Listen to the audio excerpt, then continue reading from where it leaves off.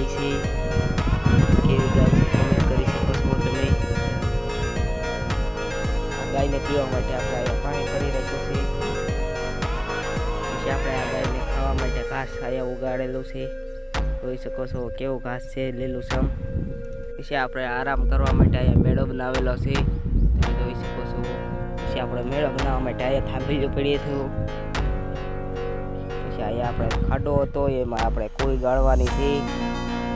થોડા કાંઈ ગળાવી જોયું તો અહીંયા તો કુલ પણ આવી ગયા હતા. પછી આપણે થોડા કાંઈ ગળાવી જોયું તો આપણે કાંઈ નીર લાવેલા હતા, ગાયને નીરવા એ પડી છે. અહીંયા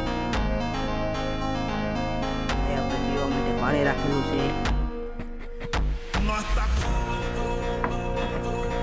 દો મીઠા કાયતરા પણ આવી ગયા છે. તમારી યાને શું કહેવાય છે કમેન્ટ કરજો. આપણે ગાયને નીરવા માટે રસ્તો પણ વાવેલો છે. પાવડો છે, કાલે જ આપણે પાણી પાયું હતું. અહીંયા ખરીદવો પણ આવી ગયો છે.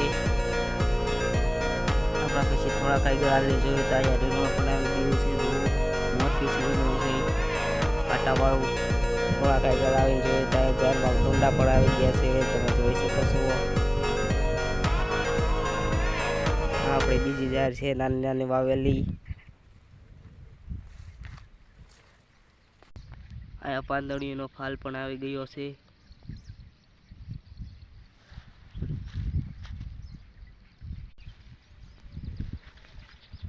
અહીંયા આખી ખેતર ઓસાળે એક જ મકાઈ ઊભી છે. આ એક મકાઈનો છોડો ઉગ્યો છે, તો આપણે ચાલો મકાઈ તોડી લઈએ એમાંથી.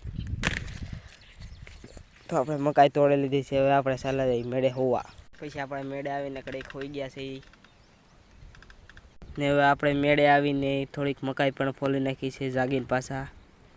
ને આ પડ્યા છે મકાઈના પાંદડા, મકાઈ કાચી નીકળી છે. તો હવે આ મકાઈ આપણે ગાયને નાખી આવીએ.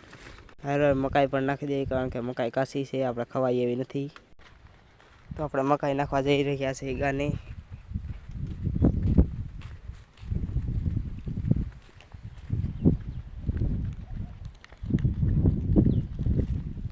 તો આપણા ગાય પાસે પહોંચી ગયા છે.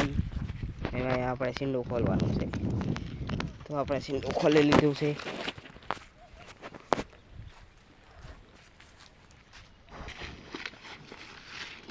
આપણી પાસે ગાયે ઝોટી લીધું ને ઝોટીને ખાવા મળી છે. ચાલો યુટ્યુબ ફેમિલી, તો મળીએ હવે નવા બ્લોગમાં. ને તમને બ્લોગ સારો લાગ્યો હોય તો લાઈક કરજો, શેર કરજો અને સબસ્ક્રાઈબ કરજો. જય શ્રી રામ.